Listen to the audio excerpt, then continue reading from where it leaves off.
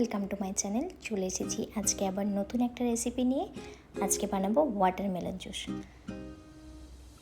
প্রথমে তরমুজটাকে খুব ভালো করে কেটে নিচ্ছি, এরপর খুব ভালো করে যত্ন সহকারে খোসাগুলো ছাড়িয়ে নেব।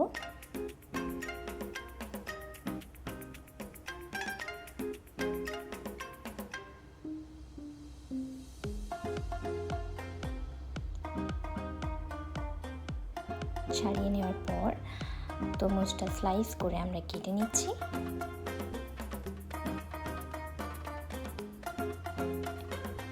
আর একটু টুকরো টুকরো করে কেটে নিচ্ছি।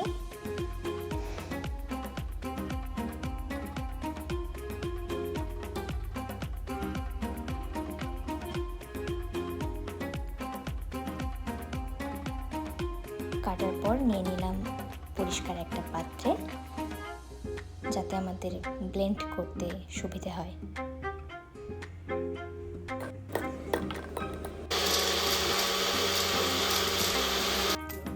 এবার একটা গ্লাসে কিছুটা আইস নিয়ে নিলাম অল্প পরিমাণ নুন, চিনির গুঁড়ো আর একটুখানি লেবুর রস।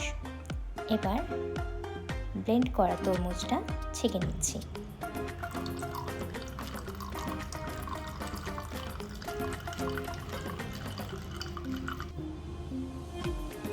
নিয়ে নিলাম অল্প পরিমাণে ঠান্ডা জল, আর আগেই রেখেছিলাম ছোট ছোট টুকরো করে কেটে রাখা তরমুজ।